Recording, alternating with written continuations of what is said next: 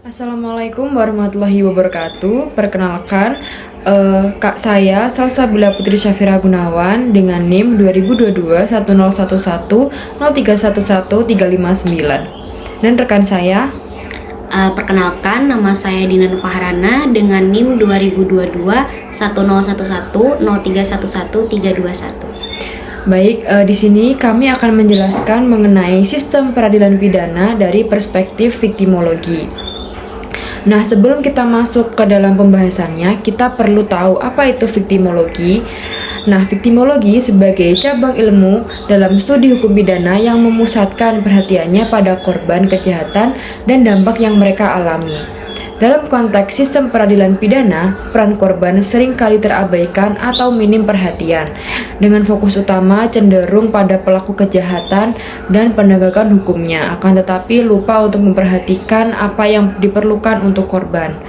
Nah, kemudian viktimologi sendiri merupakan dari istilah bahasa Inggris, viktimologi yang berasal dari bahasa Latin yaitu victima yang berarti korban dan logos yang berarti studi atau ilmu pengetahuan. Secara terminologis, viktimologi berarti suatu studi yang mempelajari tentang korban, penyebab timbulnya korban, dan akibat-akibat penimbulan korban yang merupakan masalah manusia sebagai suatu kenyataan sosial.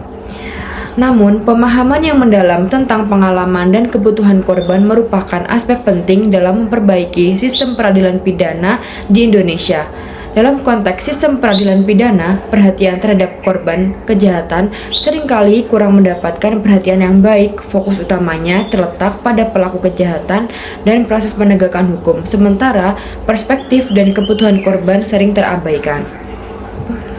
Hal ini mengakibatkan korban sering merasa terabaikan, tidak didengar, dan tidak mendapatkan perlindungan yang memadai dalam proses peradilan. Nah, kemudian salah satu akibat dari kurangnya perhatian terhadap korban kejahatan adalah timbulnya dampak psikologis yang berat. Korban bisa mengalami trauma, rasa cemas, hingga perasaan tidak aman setelah menjadi korban kejahatan. Selain itu, mereka juga bisa menghadapi masalah seperti kerugian materi, hilangnya rasa percaya diri, rasa tidak aman dalam menjalani kehidupan sehari-hari yang semuanya dapat mempengaruhi kesejahteraan mereka. Oleh sebab itu, penting untuk mengakui peran korban dalam proses peradilan pidana serta memberikan perlindungan dan layanan yang lebih baik bagi para korban. Dengan memahami persoalan ini, kita bisa menentukan langkah yang tepat untuk meningkatkan perhatian terhadap korban kejahatan dalam sistem peradilan pidana. Pada akhirnya, hal ini dapat membantu mewujudkan keadilan yang lebih baik dan menyeluruh serta kemanusiaan yang lebih besar. Nah, selanjutnya saya akan membahas mengenai hubungan antara viktimologi dan sistem peradilan pidana. Viktimologi dan sistem peradilan pidana itu sendiri memiliki keterkaitan yang erat karena keduanya sama-sama berfokus pada korban kejahatan. Hubungan tersebut dapat dilihat melalui beberapa aspek sebagai berikut. Yang pertama yaitu perlindungan korban. Viktimologi menekankan pentingnya perlindungan yang nyata bagi korban dalam proses peradilan pidana. Perlindungan ini mencakup hak korban untuk diperlakukan secara adil serta mendapatkan akses ke proses hukum dengan aman dan nyaman. Karena biasanya korban itu seringkali merasa dirinya terancam karena kurangnya perlindungan hukum. Dan yang kedua adalah memberi ruang suara bagi korban. Viktimologi mendorong agar korban diberi kesempatan menyampaikan pandangan, kebutuhan, dan pengalaman mereka. Dengan begitu, suara korban bisa ikut dipertimbangkan dalam jalannya proses peradilan pidana dan korban dapat mendapatkan suatu keadilan yang adil bagi mereka. Kemudian yang ketiga yaitu adalah kompensasi dan restitusi. Salah satu perhatian viktimologi adalah memastikan korban memperoleh kompensasi yang pantas. Dalam prakteknya, sistem peradilan pidana berusaha memberikan restitusi dari pelaku sebagai bentuk penggantian atas kerugian yang dialami oleh korban. Yang keempat adalah pemulihan korban. Baik viktimologi maupun sistem peradilan pidana sama-sama menekankan pentingnya proses pemulihan korban. Dukungan berupa layanan kesehatan mental, bantuan sosial, maupun akses ke sumber daya lain sangat dibutuhkan untuk membantu korban bangkit dari pengalaman yang mereka alami atau yang biasa disebut dengan trauma. Dan yang terakhir yaitu penegakan hukum yang lebih efektif. Dengan memahami pengalaman dan kebutuhan korban, sistem peradilan pidana dapat bekerja lebih efektif. Perspektif korban membantu proses hukum menjadi lebih adil, responsif, dan memberikan rasa puas bagi semua pihak yang terlibat. Dan selanjutnya saya akan membahas mengenai teori-teori terkait viktimologi dan aplikasinya dalam konteks hukum pidana. Dalam viktimologi terdapat sejumlah teori yang berperan penting untuk memahami kondisi korban serta bagaimana sistem peradilan pidana seharusnya merespon kebutuhan mereka. Teori-teori ini membantu menjelaskan pengalaman korban secara lebih mendalam sekaligus memberikan dasar atau pandangan bagi pengembangan kebijakan hukum yang berpihak pada korban. Yang pertama yaitu teori stressor response. Teori ini menjelaskan bahwa korban kejahatan akan menghadapi stresor, yaitu faktor-faktor yang menimbulkan tekanan atau stres akibat tindak kejahatan yang mereka alami.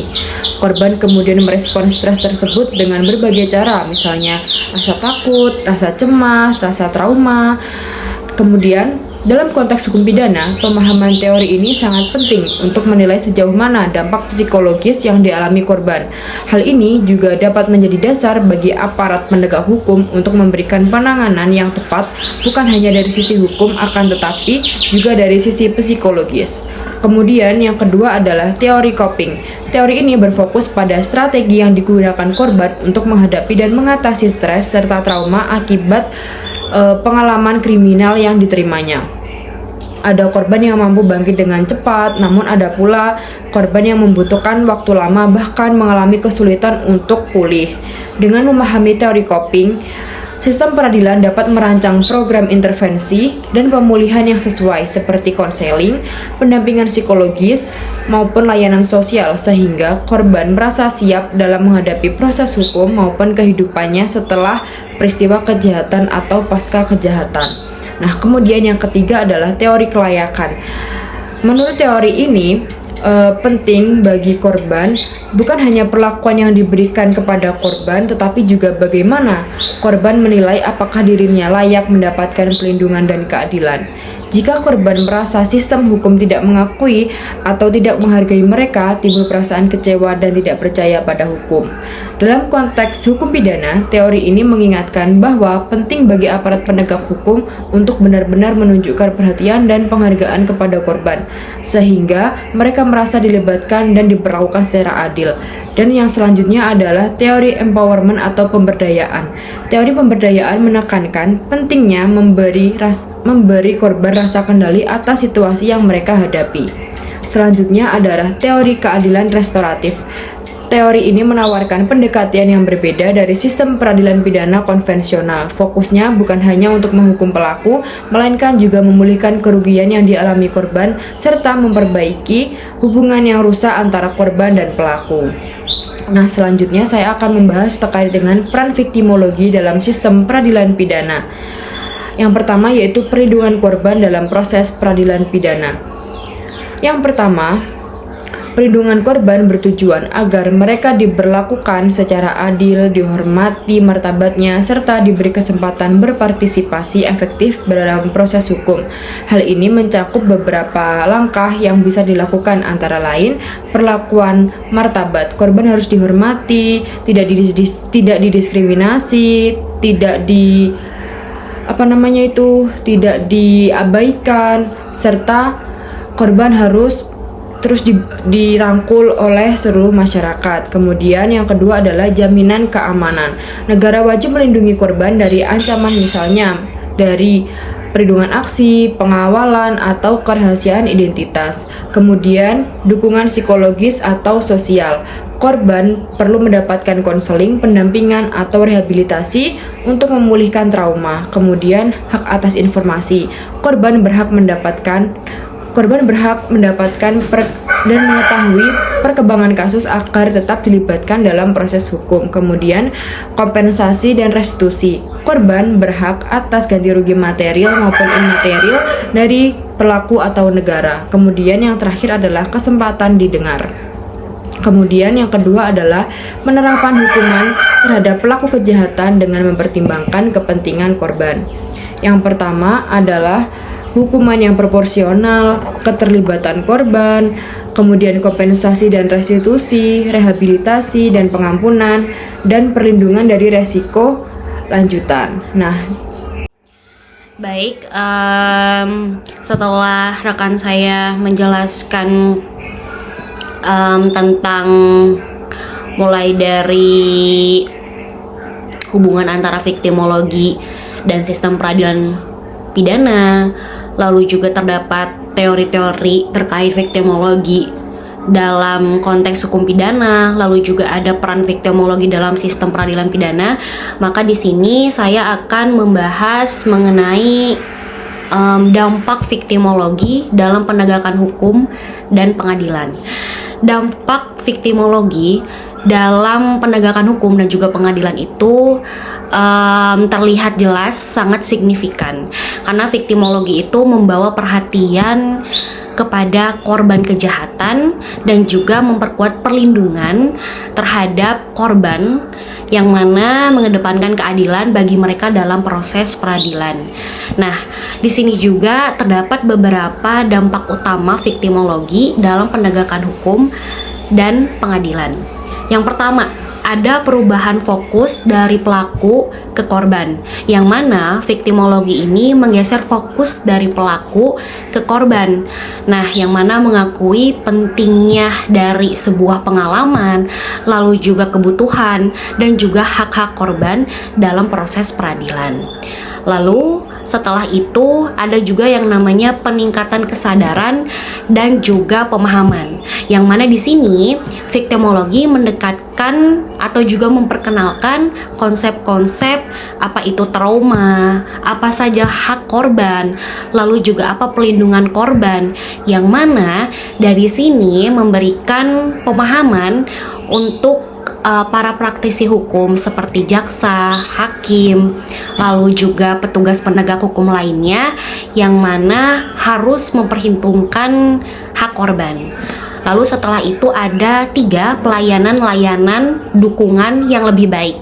Nah, di sini itu dari konsep viktimologi mendorong adanya memberikan layanan seperti konseling, bantuan hukum, lalu juga pelindungan kepada saksi. Terus di sini itu membantu korban untuk mengatasi dampak dari kejahatan yang dirinya hadapi. Lalu setelah itu juga ada yang namanya peningkatan pelindungan korban. Nah, di sini itu kita memahami dampak dari kejahatan dan juga kebutuhan korban, yang mana kita dapat mengambil langkah-langkah untuk memperkuat pelindungan korban, yang mana pelindungan korban ini berupa dari ancaman, terus juga pembalasan, intimidasi dari kejahatan yang dihadapi. Lalu setelah itu ada namanya pemberian suara kepada korban dalam pengambilan keputusan. Nah, di sini itu pendekatan viktimologi berarti korban di sini diberikan kesempatan untuk berbicara, memberikan suara, yang mana di sini juga korban diperbolehkan dalam pengambilan keputusan gitu. Jadi memperkuat rasa keadilan dalam proses peradilan. Terus setelah itu juga ada pengembangan kebijakan yang lebih ramah kepada korban. Nah, konsep viktimologi ini mendorong pengembangan kebijakan hukum yang lebih ramah kepada korban, yang memperhitungkan kebutuhan, hak, dan juga kepentingan korban dalam sistem peradilan. Karena hal ini mencakup perubahan dalam regulasi hukum, prosedur pengadilan, dan juga program rehabilitasi yang lebih memperhatikan korban kejahatan. Nah, dengan itu dampak viktimologi dalam penegakan hukum dan pengadilan adalah positif dan penting dalam memperkuat perlindungan, keadilan, dan juga kesejahteraan bagi korban kejahatan. Lalu setelah itu juga terdapat kasus-kasus yang relevan yang mana melibatkan konsep viktimologi dalam sistem peradilan pidana. Yang pertama adalah kasus pemerkosaan yang mana fokus pada korban. Nah, dalam kasus pemerkosaan, jika dilihat dari konsep viktimologi menjadi sangat relevan, yang mana memastikan bahwa korban ini mendapatkan perlindungan. Nah, seperti mempertimbangkan dampak psikologisnya, lalu juga emosionalnya, yang mana diakibatkan dari pemerkosaan yang dialami sang korban. Lalu setelah itu ada kasus kekerasan dalam rumah tangga. Nah, dalam kasus kekerasan dalam rumah tangga, yang mana dalam pendekatan viktimologi dipergunakan kita ini memahami bagaimana siklus dalam kekerasannya, terus juga trauma yang dialami sang korban. Terus di sini akan dipertimbangkan oleh pengadilan yang mana untuk penetapan perintah perlindungan dan juga hukum terhadap pelaku kejahatan atau juga pelaku kekerasan. Lalu setelah itu ada juga kasus pemalsuan identitas dan juga penipuan. Nah, dalam kasus pemalsuan identitas dan juga penipuan, di sini itu korban seringkali kerugian secara finansial, lalu juga secara emosional yang terlihat signifikan. Lalu juga konsep viktimologi ini memungkinkan pengadilan untuk mempertimbangkan dampak kerugian, yang mana dalam menetapkan hukuman, terus juga memastikan korban menerima restitusi yang adil bagi pelaku, maksudnya dari pelaku kepada korban. Lalu setelah itu juga ada kasus pengeroyokan atau kekerasan jalanan. Pada umumnya kasus ini memang sering terjadi, yang mana korban ini sering mengalami luka fisik, entah itu berat, entah itu ringan, dan juga berdampak pada psikologis yang serius. Nah, yang mana dalam konsep viktimologi memungkinkan pengadilan untuk mempertimbangkan tingkat keparahan luka yang dialami oleh sang korban, yang mana dampaknya terhadap korban dalam menetapkan hukuman bagi pelaku nantinya. Terus setelah itu ada kasus pelecehan seksual di tempat kerja. Nah, dalam kasus pelecehan yang terjadi di tempat kerja ini, konsep viktimologi mempergunakan di mana kita memahami pengaruh trauma yang dialami sang korban dan memastikan sang korban memastikan sang korban ini itu diberikan perlindungan yang memadai. Nah, yang mana ini menjadi kesempatan bagi korban untuk memperoleh kesempatan untuk berbicara dan juga memperhitungkan kebutuhan yang memang mereka butuhkan sebagai korban. Nah, jadi melalui analisis kasus seperti ini, sistem peradilan pidana akan dapat semakin kuat konsepnya, apalagi dalam konsep viktimologi gitu. Terus setelah itu juga jika diambil dari kasus yang pernah terjadi, ada pada tahun 2018 itu terjadi kasus yang dialami oleh seorang perempuan yang bernama Maya.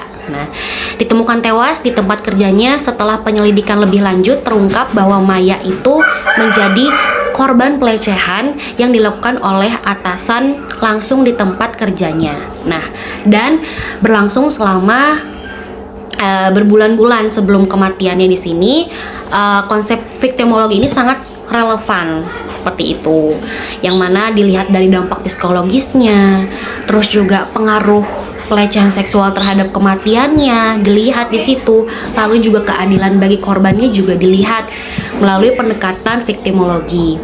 Lalu setelah itu ada yang namanya bagaimana pengadilan ini mempertimbangkan kebutuhan dan juga hak-hak korban, yang mana pertama ada memberikan kesempatan kepada korban untuk bersuara, yang mana di sini pengadilan memberikan kesempatan kepada korban untuk memberikan kesaksian, memberikan juga pandangan saat berlangsungnya persidangan. Lalu setelah itu juga ada pelindungan identitas dan juga privasi korban, yang mana ini itu untuk menghindari resiko lanjutan seperti resiko pembalasan dari para pihak.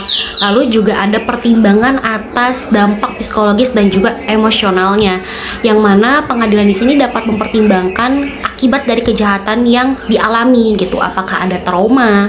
Lalu setelah itu juga ada pengakuan atas kerugian dan juga penderitaan korban, yang mana kerugian ini harus diakui secara material dan juga imaterial. Terus juga ada tantangan-tantangannya, seperti di sini adalah keterbatasan sumber daya, yang mana di sini layanan dukungan pelindungan bagi korban itu masih belum cukup memadai. Terus juga ada kurangnya kesadaran dan juga pemahaman dari para praktisi hukum.